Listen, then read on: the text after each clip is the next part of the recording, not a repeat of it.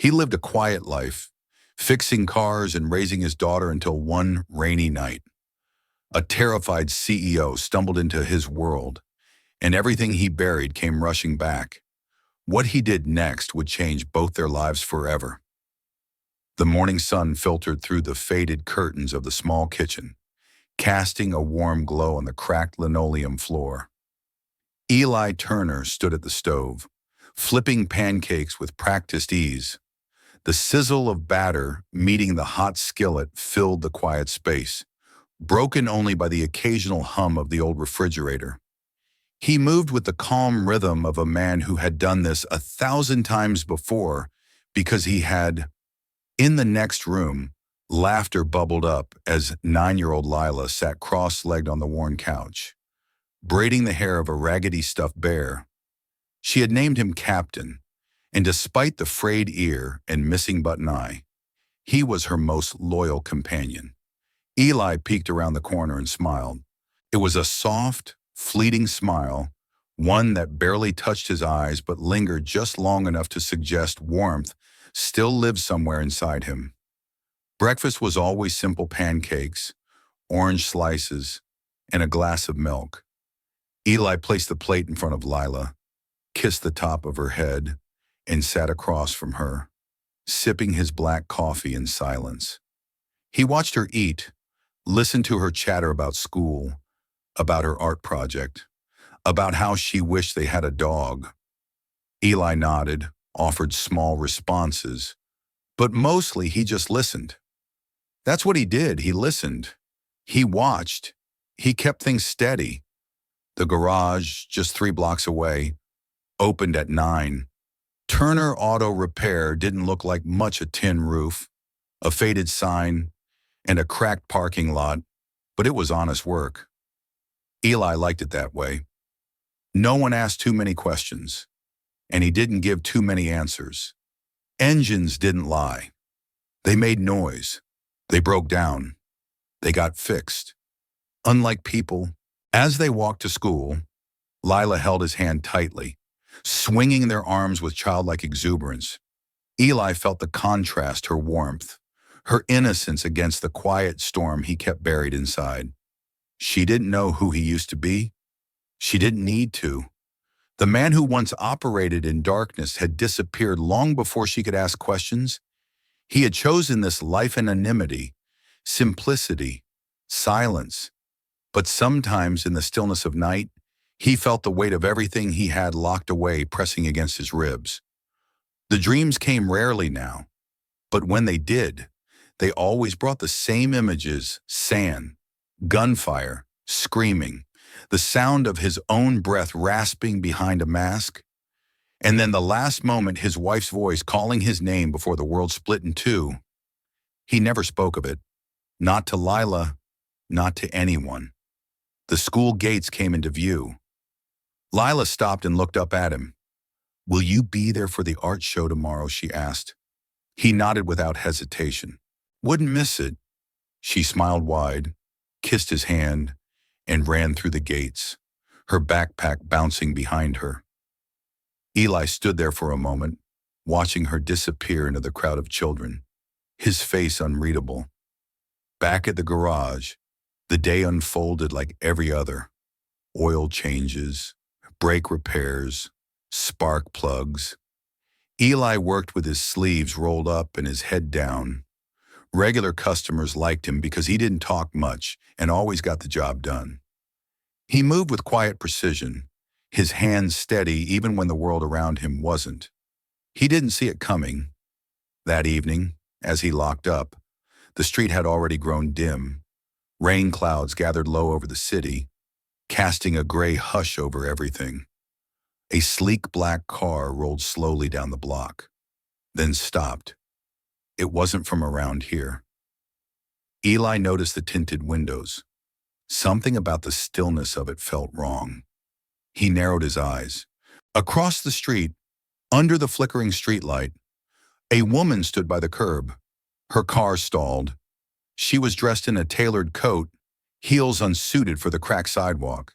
She looked out of place, elegant, fragile, and unaware of the danger creeping up behind her. Eli watched as two figures emerged from the shadows, moving fast and low. They weren't from the neighborhood either. His breath stilled. For the first time in years, something in him shifted, something he had buried deep under layers of fatherhood, loss, and fatigue. Instinct took over. The mechanic was gone.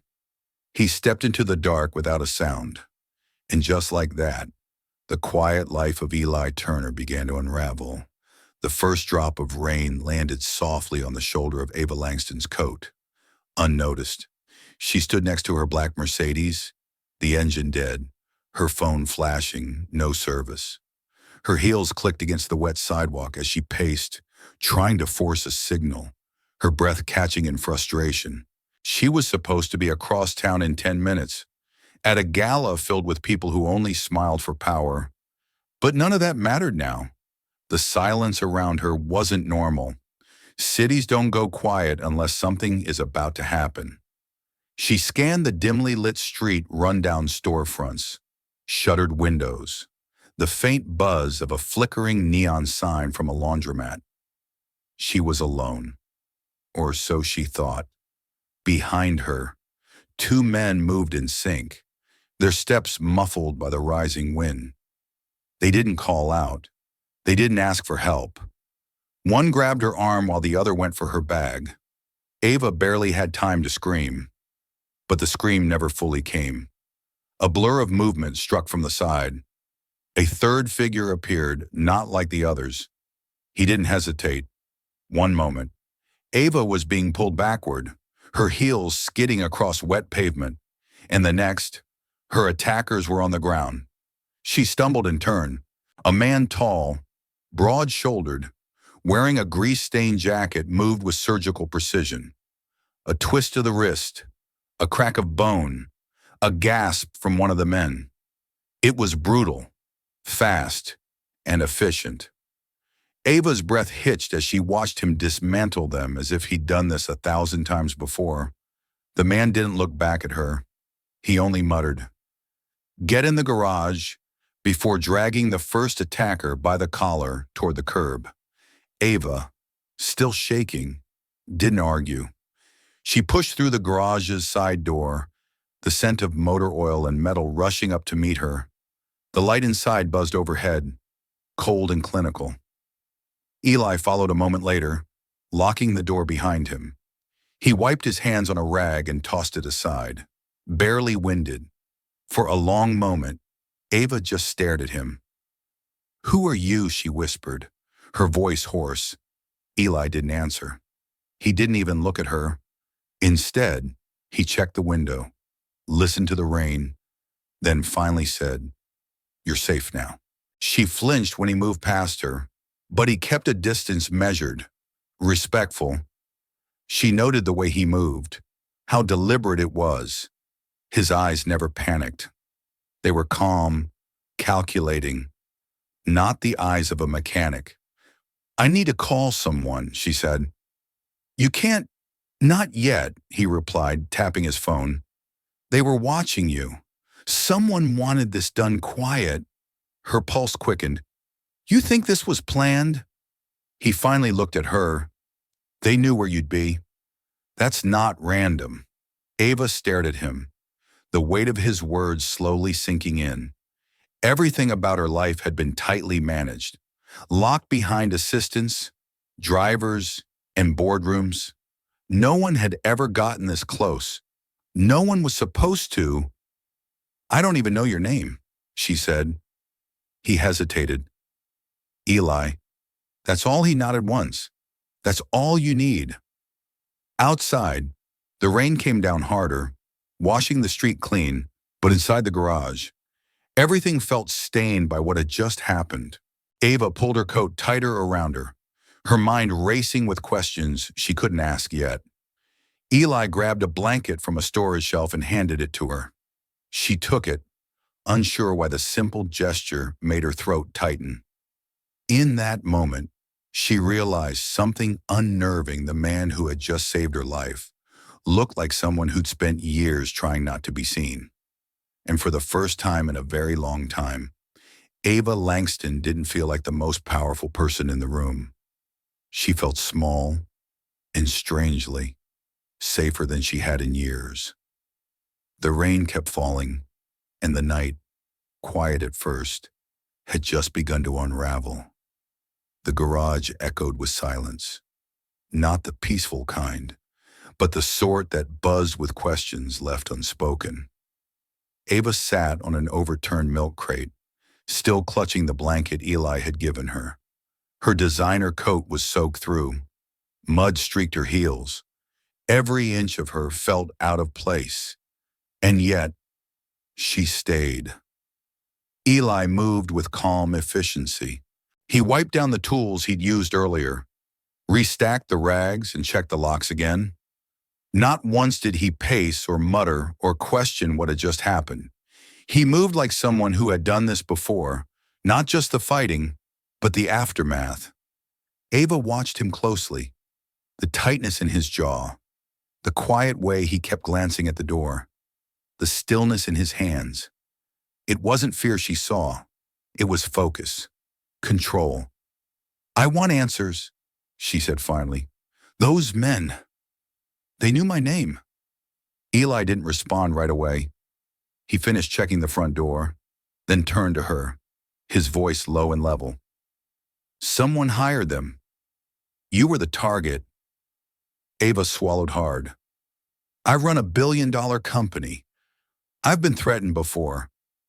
But this wasn't a message. They were going to take me." Eli nodded once. "Yes, and they knew how to do it clean." She stared at him. "How do you know that he didn't blink?" "Because I've seen it before." The air thickened between them. Ava narrowed her eyes. "You're not just some mechanic." Eli looked away. "I'm not what I used to be. That's supposed to comfort me." "No, just the truth." She wanted to push further, demand details, but something about his tone stopped her. He wasn't hiding to deceive. He was hiding to protect. Still, that only made her more curious. Before she could ask more, a loud thud hit the back door. Ava jumped. Eli moved fast, silent as breath, stepping between her and the sound, his hand reaching into the tool drawer for something Ava couldn't see. Another knock. Then a voice. "Turner." The voice rasped. "You shouldn't have gotten involved." Ava froze. Eli didn't respond. He motioned silently for her to move behind the workbench. "I said," the voice continued, "this ain't about you. Let her go. Walk away, and we won't come back." Eli remained still. Then he said, quiet but deadly, "You already came back. That was your mistake." The door flew open. 2 men stormed in, this time armed, but Eli was already moving. He threw the socket wrench first. It hit the first attacker square in the temple, dropping him before he could lift his weapon. The second man raised a gun, but Eli was faster. He closed the distance in 3 strides, knocked the weapon aside, and drove his elbow into the man's throat. Ava ducked, covering her head. Breath caught in her lungs. When she looked up, both men were on the ground, one groaning, one unconscious. Eli stood over them, chest rising and falling in silence. Not one drop of blood on him. He looked at Ava. "You okay?" She nodded slowly, shocked at her own answer. "Yes." He dragged the men out back, bound them with zip ties. He seemed to have ready another detail Ava didn't miss. When he returned, he finally said what she'd been thinking all along. "This isn't over. They'll send more. You're not safe." Ava stared at him. "Then what do I do?" Eli hesitated, as if weighing something deeply personal. "You come with me. For now. Until I figure out who sent them." Ava stood, still shaking. "Why would you help me? You don't even know me." He looked at her not coldly, but with something like recognition. "Because I know what it's like to be hunted. And because my daughter's asleep 3 blocks away, I won't let this violence spill into her world. Ava's breath caught. He had a daughter, and suddenly, he wasn't just a mystery. He was a father, a protector.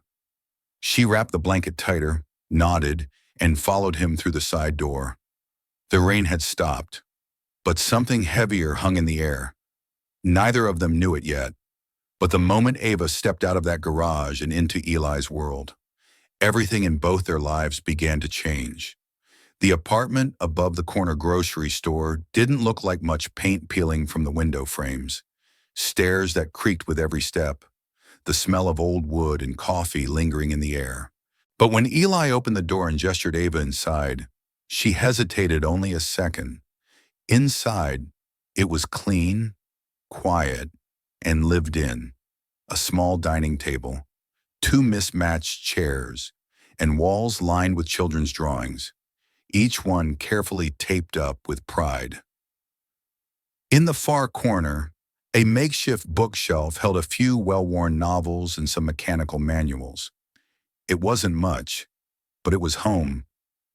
Ava stood in the doorway, unsure what to do with her soaked coat, unsure what to do with herself. Eli took it gently, hung it on a hook by the door, and moved into the kitchen like this was all just a normal evening.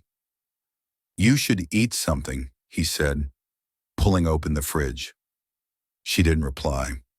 From the hallway, soft footsteps approached. A door creaked open. A sleepy voice called out. Daddy Eli turned, his entire posture softening. "Go back to bed, sweetheart." But Lila was already padding into the living room, rubbing her eyes, her braids messy from sleep. She stopped when she saw Ava, blinking in confusion. "Who's that?" Eli knelt beside her, placing a hand gently on her shoulder. "This is Ava. She had a really bad night, so she's staying here for a little while." Lila looked up at Ava with big, curious eyes. "Did someone scare you?" Ava nodded. "Yes, but your dad helped me?" Lila smiled sleepily, as if that explained everything. "He helps everybody," she said, then yawned. "Do you want my blanket?" Ava felt a lump rise in her throat. "That's very kind of you. She's a good kid," Eli said once Lila was back in bed, her door closed behind her. "Too good for the kind of world I came from." Ava leaned against the wall, arms crossed tightly. "You said you weren't what you used to be." Eli didn't answer immediately. He poured her a cup of tea and slid it across the table. "I used to be in the military. Not just any unit. We handled the operations no one admitted happened. Off the record. Off the map." Ava listened, the warmth of the tea untouched between her hands. "We were good at what we did. Too good. Then we got sent into a mission that wasn't about protecting anyone. It was about covering someone else's mistake. People died. My wife begged me to walk away. I did, but it was already too late." A long pause hung between them. She was caught in the crossfire of someone else's revenge. Wrong place, wrong time. He swallowed. "I left everything behind. Changed my name. Got Lila out. Started over." Ava's voice was quiet. "You're still running." He met her eyes and there was no denial in his gaze. Only grief. "It's not about me anymore. It's about her. If keeping her safe means living small and quiet, then that's what I'll do." Ava sat down slowly, the old chair creaking beneath her. "You shouldn't have helped me. I didn't have a choice," he said, his voice low. Some instincts never go away. She looked around the apartment, the softness of Lila's presence, the quiet strength in the room. "You've built something good here. It's fragile," he admitted, "and tonight, you saw how quickly it can crack." They sat in silence for a moment, both processing the events of the night, both aware that the world they each had been trying to control was no longer in their hands. "I won't be a burden," Ava said suddenly. I'll leave in the morning. Eli didn't argue. He didn't try to convince her otherwise. He only said, "You'll stay until it's safe. Lila already gave you her blanket. That means something." Ava smiled faintly, touched in a way she couldn't explain. Outside, the city moved on sirens in the distance, headlights sweeping past wet pavement. But inside that small apartment, two strangers, bound by danger and old wounds, sat across from each other in a moment of uneasy peace. Neither of them realized it yet, but the past had already come knocking. And this time, it wouldn't leave so easily. Morning arrived quietly, as if the night before hadn't happened. The sky was overcast, the kind of gray that dulled the edges of everything. Rain had stopped, but its residue still clung to the windows. Inside the apartment, the faint smell of toast and scrambled eggs filled the air. Ava sat at the small kitchen table, dressed in one of Eli's oversized hoodies and a pair of sweatpants he'd lent her. It was the most out of place she'd felt in years and, strangely, the most grounded. She watched as Eli packed Lila's lunch with careful precision. Nothing about him was hurried.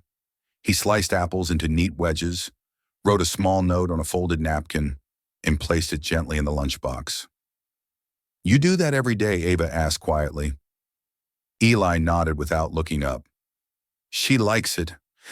I don't mind." Lila bounced in, backpack already on. She smiled at Ava, then ran to hug her dad. "Don't forget my show today." "I won't," Eli said, smoothing her hair. Lila looked at Ava. "You should come too." Ava smiled faintly. "We'll see." As soon as the front door shut behind Lila, the air shifted. Eli's shoulders tensed. His eyes moved to the window. Something had changed. "You feel it too," Ava said. "I always do," he replied. Eli pulled his phone from the counter. Still no service. He checked the landline. Dead. He moved to the window slowly, then froze. A black SUV was parked across the street. Same kind as last night. Tinted windows. No plates. "They're not done," he muttered. Ava stood, heart quickening.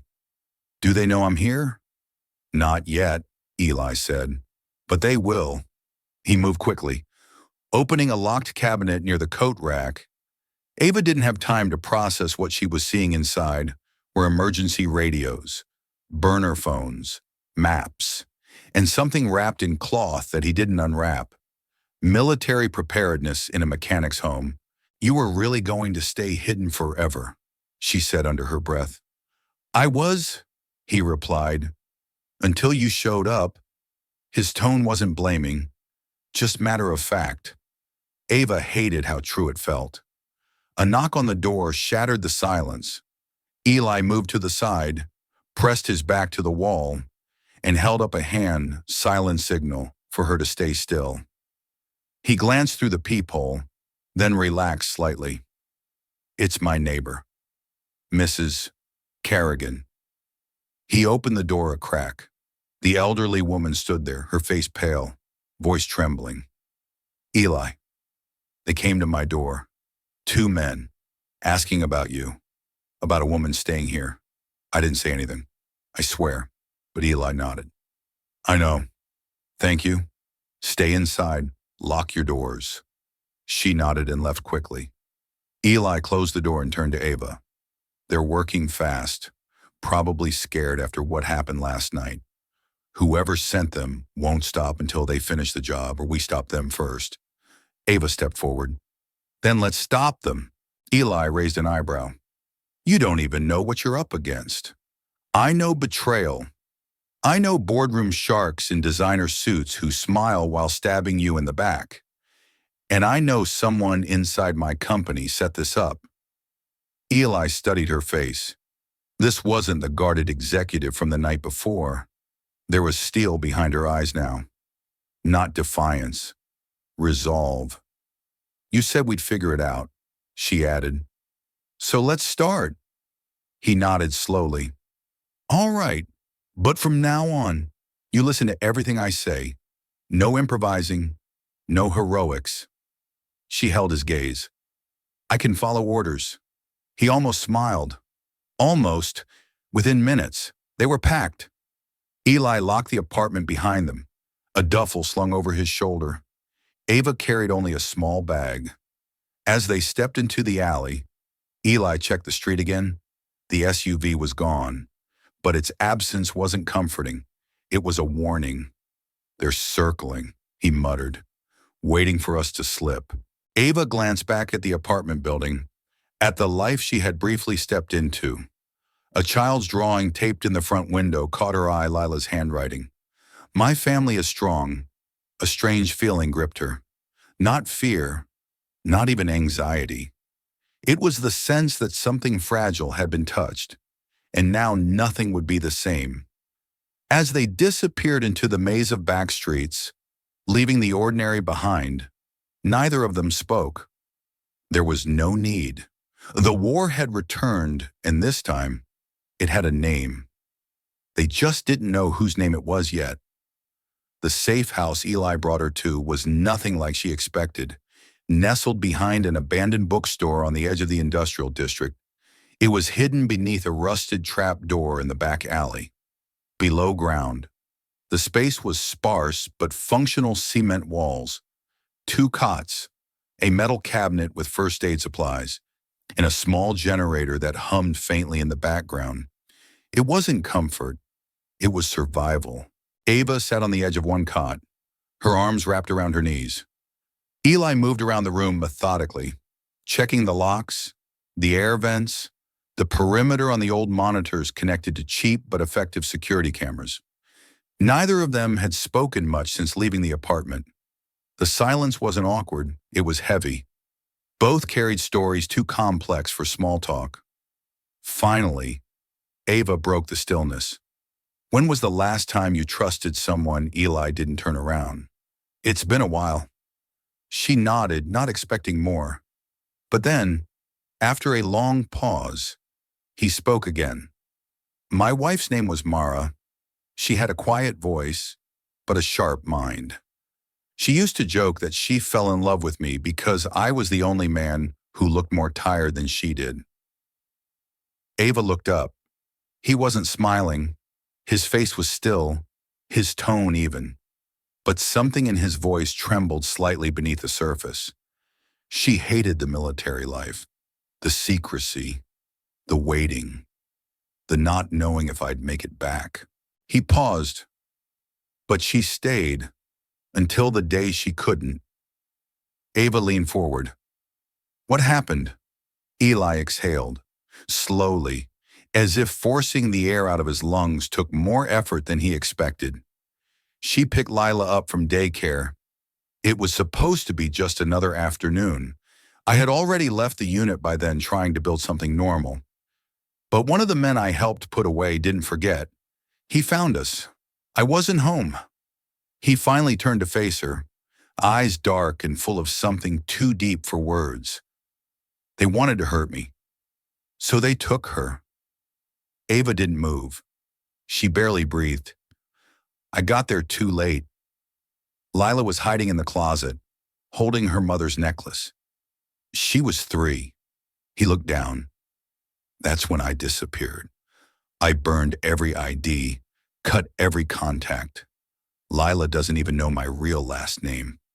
I figured, if I erased myself, no one else would come looking. Silence fell again. Ava felt her throat tighten. I'm sorry, she said quietly. Eli sat across from her, elbows on his knees. What about you? Ava blinked. What about me? You've got that look too, he said, like someone who lost something they couldn't protect. She let out a breath.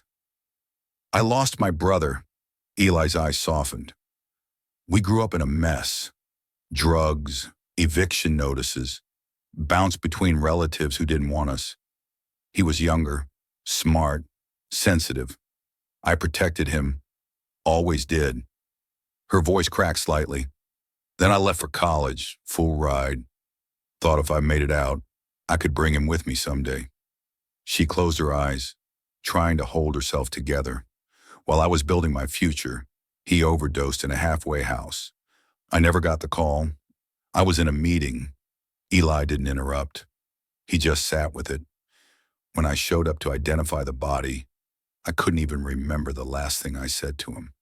Ava whispered, and now, every time I see someone hurting, I feel like I owe him something. Like maybe if I fix enough broken things, it'll mean I didn't leave him behind. Eli leaned forward, rested his arms on his knees. Guilt doesn't go away, he said, but it doesn't have to be the only thing we carry. They sat like that.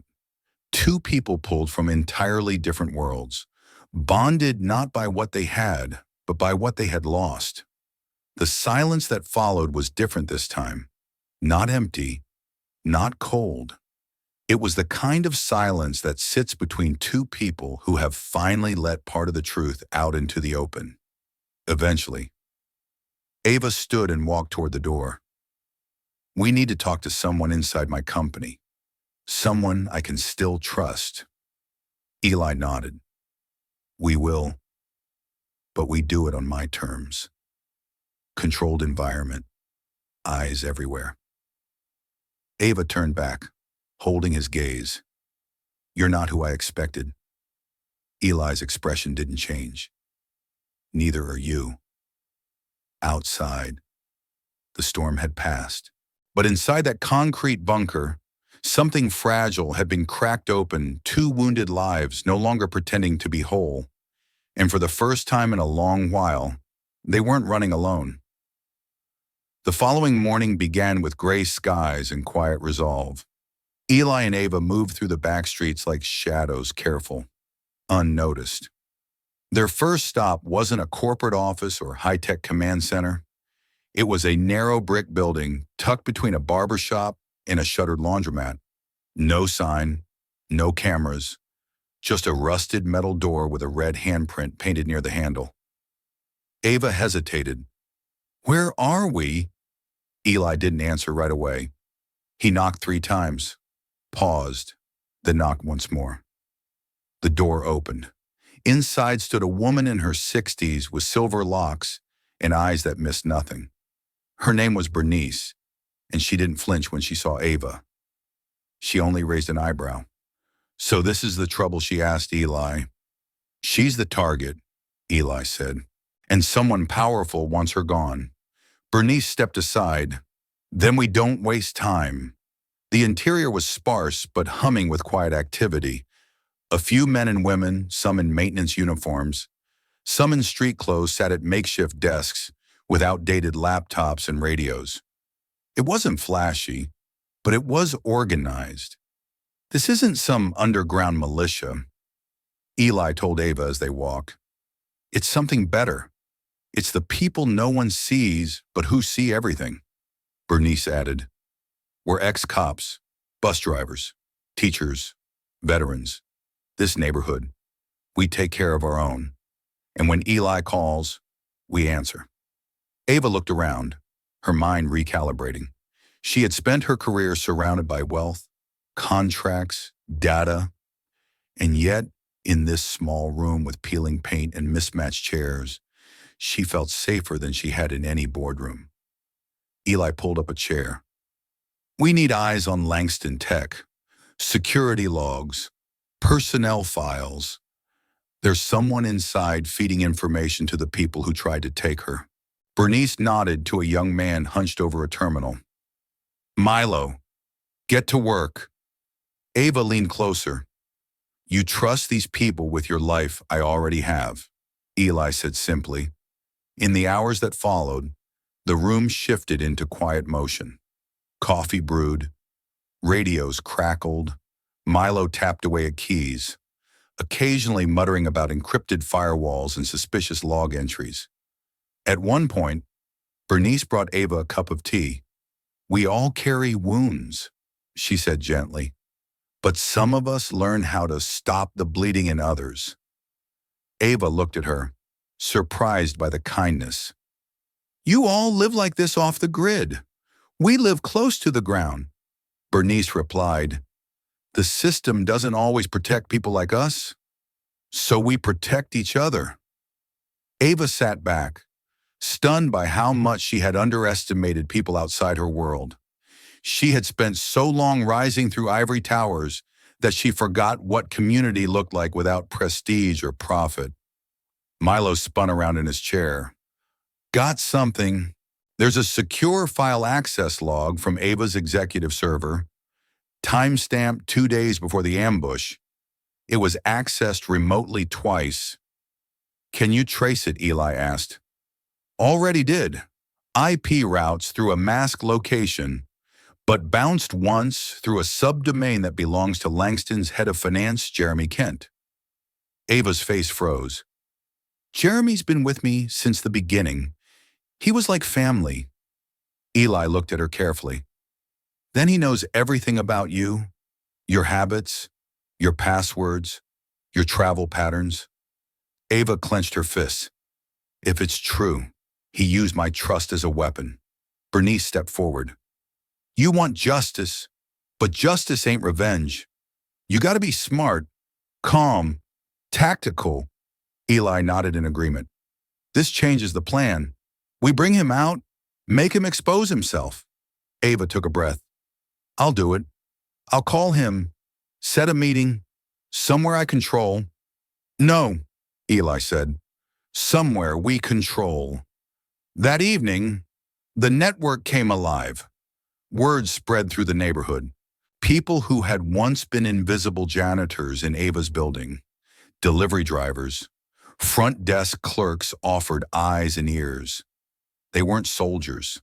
They weren't hired guns, but they were watchful, loyal, and deeply underestimated.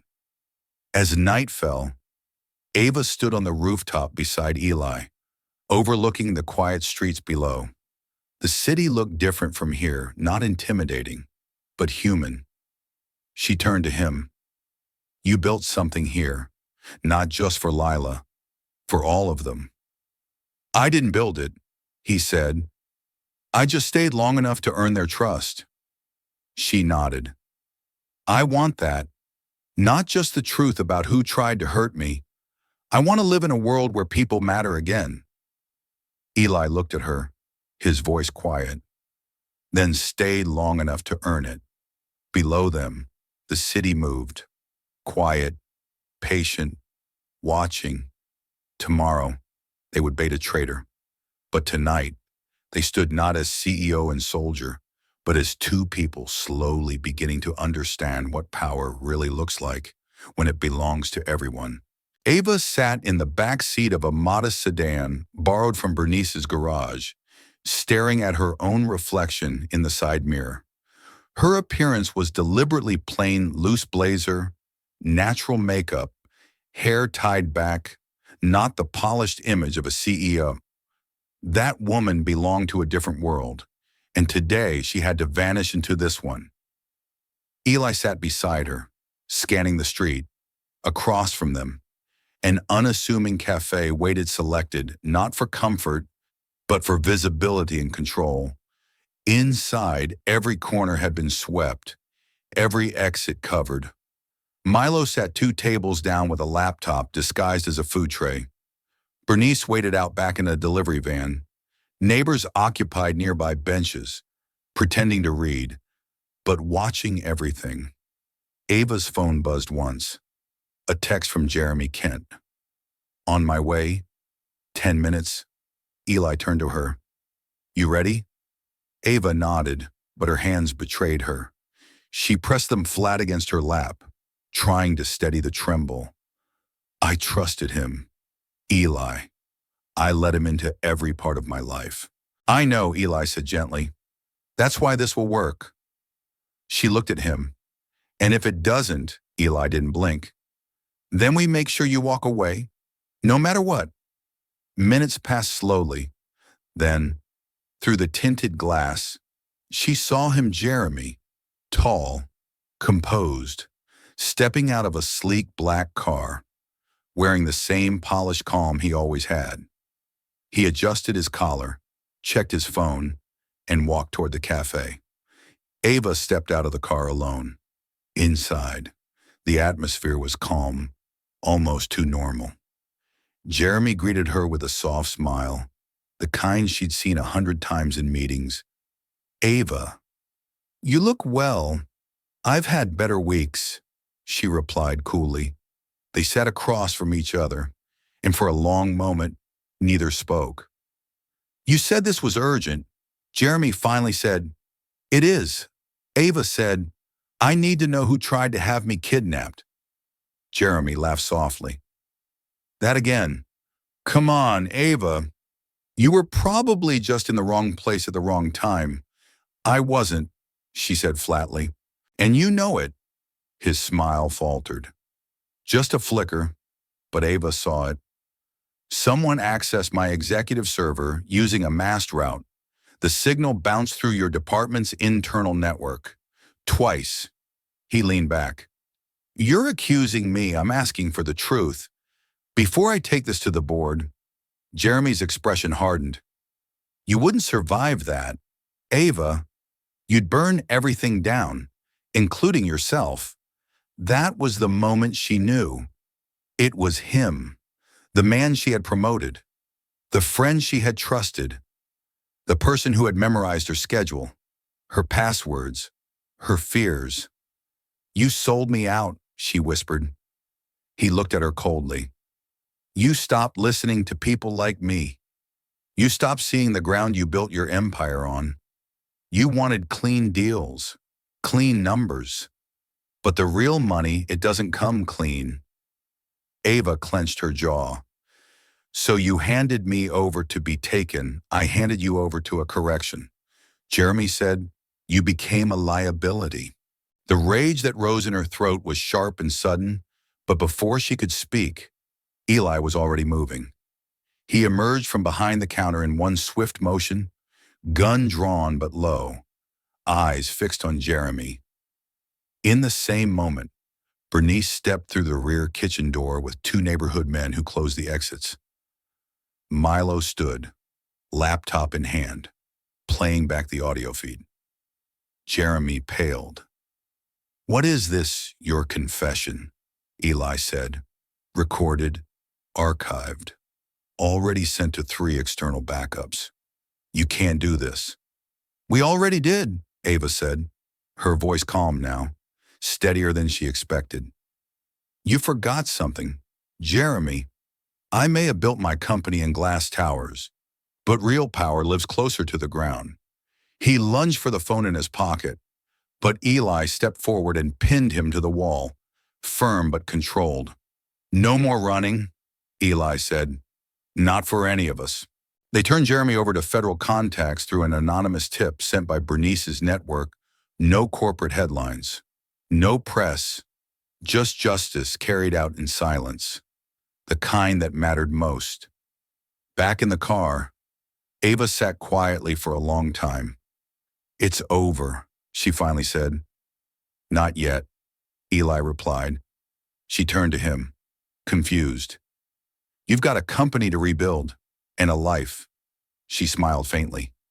"And you, I've got a daughter to protect, and maybe a reason to stop hiding."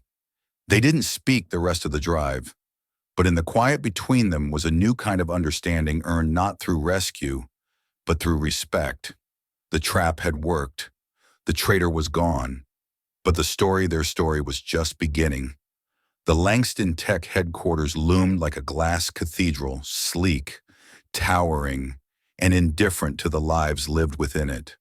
Ava hadn't stepped foot inside in days. And now, as she stood before its polished doors, she felt like a stranger to her own creation. Eli walked beside her, dressed plainly, his eyes scanning every surface, every shadow. He wouldn't be going in with her, not visibly, but he'd be watching, just in case. This moment, Ava had insisted, was hers to face. Security nodded as she passed through. They hadn't received any instructions to stop her. Not yet. That meant Jeremy hadn't warned them or hadn't had time. Inside the lobby, everything was just as she had left it: white marble floors, a spiraling staircase, Her own name still etched in gold near the front desk. It should have been comforting.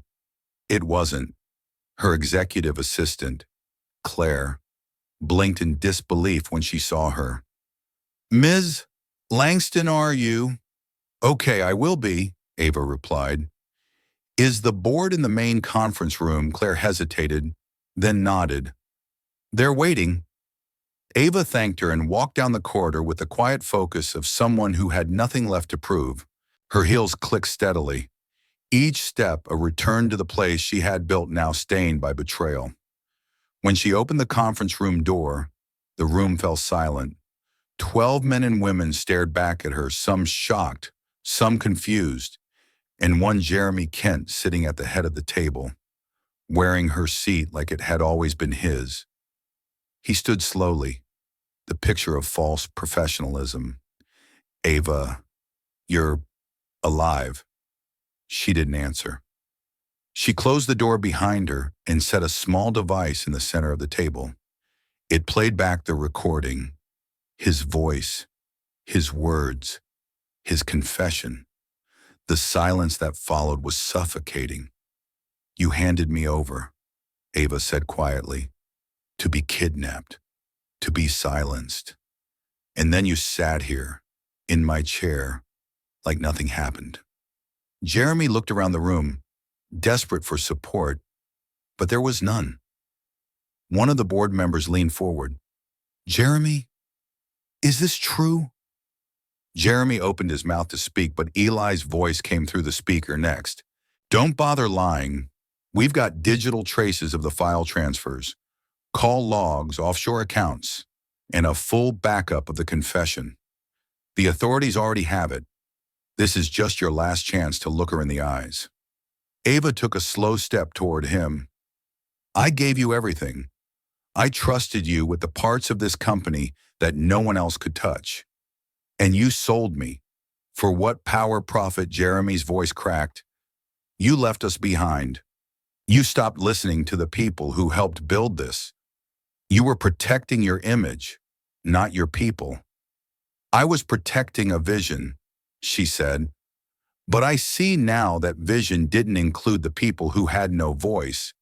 You're right, I stopped listening. But you," she stepped even closer, "you turned on the very thing you claimed to protect." Jeremy's hands trembled as security arrived behind him, summoned silently by a nod from another board member. He was removed without resistance. The room remained quiet. Ava turned to face the rest of them. "I was wrong about more than Jeremy," she said. "I let this place become something cold, something detached. That ends now." One of the members spoke. "Are you saying you're taking back control?" Ava met his gaze. "No, I'm offering something better. I'm reshaping it from the ground up. There will be accountability, transparency, and a direct line to the people we claim to serve, not just our investors. We've forgotten who we are." "I haven't."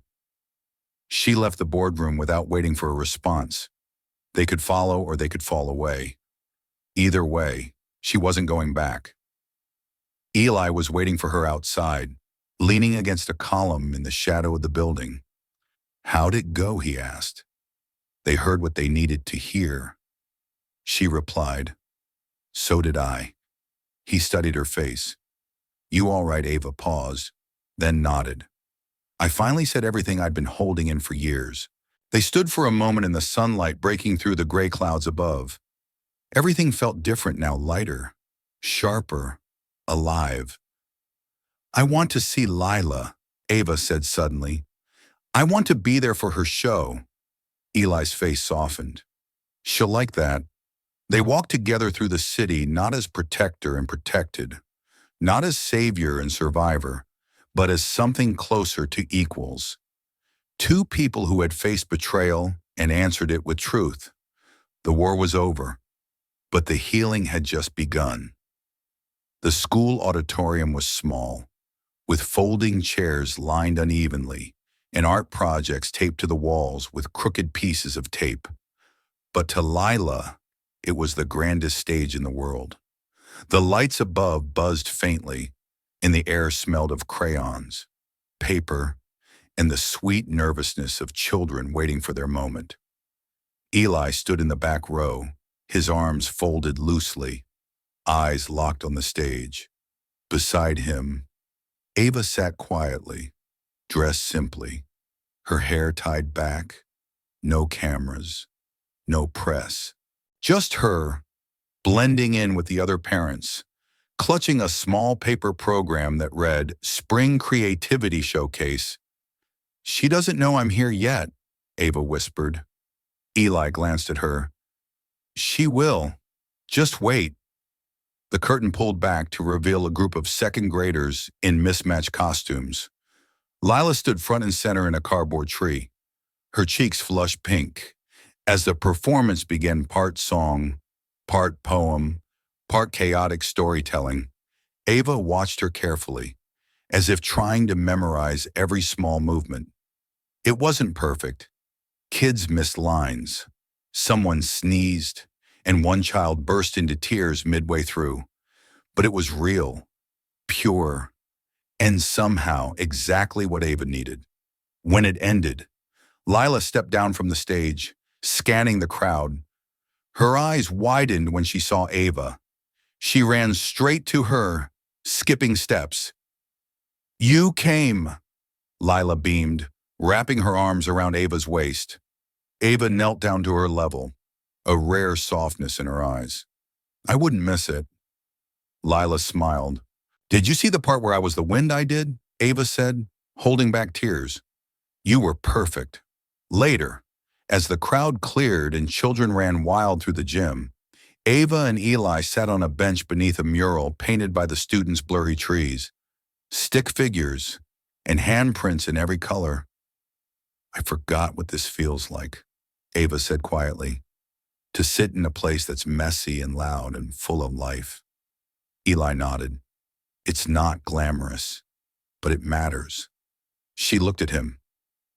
"You built this for her, a life out of the line of fire, a place where she could just be a kid." "I tried." "You succeeded," she said, "and somewhere along the way, you helped me find something I didn't even know I'd lost." Eli leaned back, letting her words settle. He didn't speak for a long moment. "I visit her grave sometimes," he said suddenly. "My wife, but not often. Lila thinks she's on a long trip. I guess I thought if I didn't talk about it, I could carry it alone." Ava looked at him with a quiet knowing. "We both tried to carry things alone." He nodded. "But some burdens are too heavy for one person?" Ava's gaze drifted across the room to where Lila was now helping a boy tie his shoelace.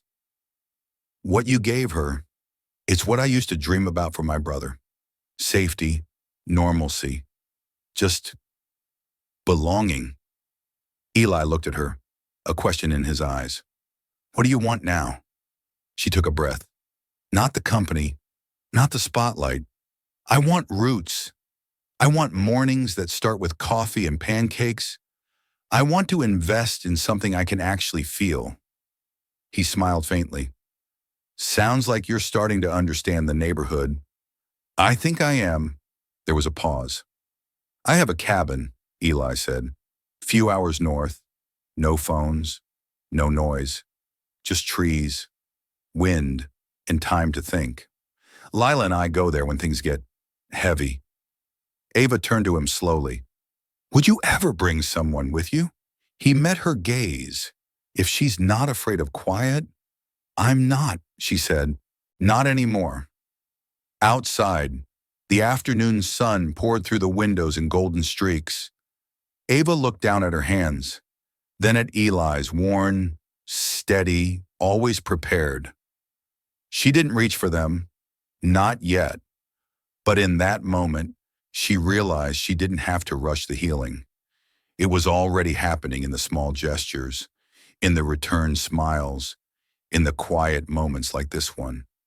They had both lost more than they could say. But now, maybe they were starting to build something new. Not to replace the past, but to carry it with strength, with grace, And maybe one day, with love. A week later, the city felt different. The sharpness had softened. The noise no longer clawed at the edges of Ava's mind. She moved through her days slower now, not because she was hiding, but because she had finally stopped running. Langston Tech was rebuilding. With Jeremy gone and the board shaken, Ava had stepped back in not to reclaim power, but to hand it off. She'd restructured departments, elevated people who had been overlooked, and began transforming the company from the inside out. Fewer headlines, more impact. For the first time in years, she wasn't leading through control. She was leading through truth. But something tugged at her, quieter and deeper than corporate reform. It was the life just outside the spotlight. The girl who called her the wind. The man who saved her, not with force, but with steadiness. That morning, she found Eli at the garage, wiping grease from his hands, a calm rhythm in every movement. Lila sat on the ground nearby, drawing chalk rainbows on the pavement. Ava waited until she looked up. "She's getting better with the colors," Ava said, smiling. "She insists the clouds have to be pink," Eli replied, watching her with quiet pride. Ava stepped closer. "Can we talk?" Eli wiped his hands and nodded toward the side lot. They walked slowly, side by side. "I've been offered a board seat at a nonprofit," Ava said. "Community development, small business grants, education outreach. I told them I'd accept, but only if I could work from this side of town." He glanced at her. "You're staying?" She nodded. "Not just staying, planting something. I don't want to just visit the world you live in. I want to live here too." He didn't say anything right away, but his shoulders relaxed. She could tell it meant more than he let on. "And there's something else," she added. "I want you to come on as a consultant. Security, community coordination, strategy. You don't have to step into the spotlight. Just help build from the foundation up. Do what you've always done, protect and guide. But this time, you don't have to do it in the shadows." He looked at her, expression unreadable. "You trust me that much, I do," she said softly. "And I'm not asking for a version of you that disappeared. I want this Eli, the one who fixes engines, writes notes for his daughter's lunch, and builds safety in places most people forget." Eli was quiet for a moment, then spoke low. "What about you? What are you offering?" She met his eyes, unwavering. "A second chance. Not just for me, for both of us." There was a long pause.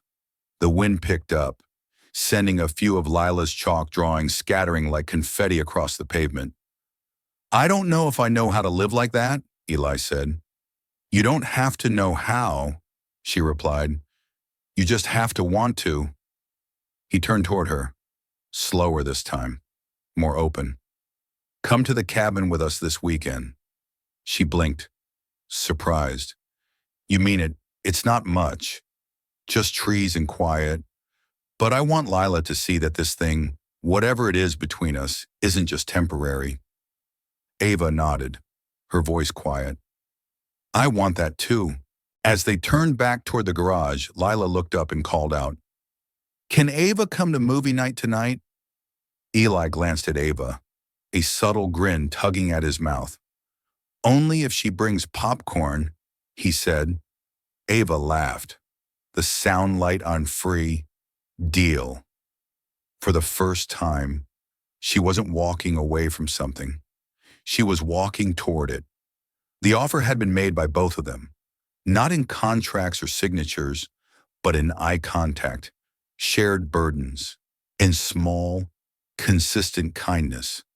And that was how new lives began, not with grand declarations, but with quiet, steady yeses.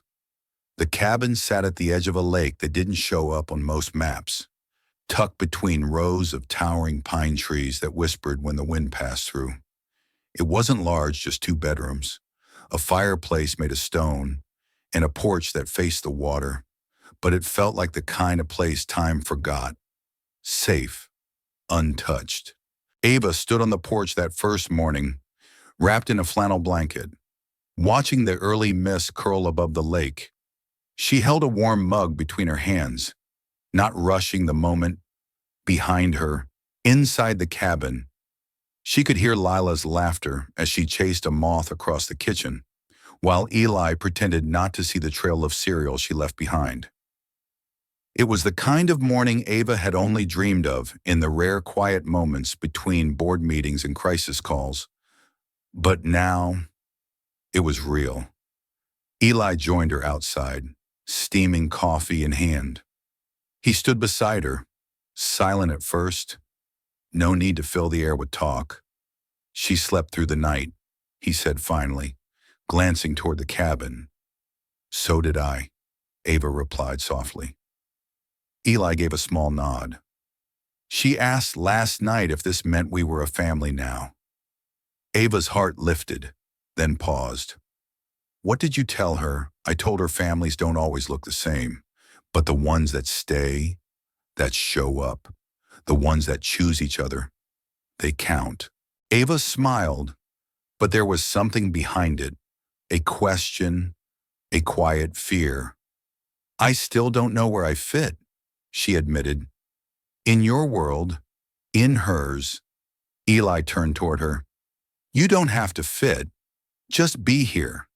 A beat passed, and then Ava asked what she'd been holding in for days. Do you think this could last? He didn't answer right away. Instead, he looked out at the lake, his eyes distant but grounded. I've lived a life waiting for things to break, he said, but you showed up in the middle of all that wreckage and didn't run. Neither did I. That has to mean something. It does, she said. It means everything. Inside, Lila called out from the living room. Can we go skip rocks after breakfast? Eli smiled. Sounds like a plan. They walked inside together. The cabin smelled of wood smoke and maple syrup. Lila had made a nest of pillows on the floor and already claimed the best seat near the fireplace for later. She looked up at Ava, beaming. Did you bring the book you promised to read? Ava pulled it from her bag and nodded. I keep my promises now. Later that afternoon, the three of them sat on the shore. Lila tossed small pebbles across the surface of the lake, cheering every time one skipped more than twice. Eli leaned back on his elbows in the grass. Ava sat beside him, shoes off, toes buried in the cool earth. They didn't talk about Jeremy, or the company, or the past. They talked about constellations, about whether squirrels had best friends, about the way pine trees whispered when no one was listening, and when the sun began to set, painting the sky with oranges and pinks. Ava turned to Eli and said the words she hadn't dared speak out loud until now. I want this life, with you, with her, not just the weekend version, the real thing. He met her gaze. Then let's build it, one morning at a time. No dramatic ending, no applause, just three people sitting by a quiet lake, choosing each other. Because in the end, home isn't a place, it's a promise, a soft voice calling you inside, a child's laughter echoing through still trees, a quiet man who steps out of the shadows and stays, and the woman who finally stopped running and stayed too.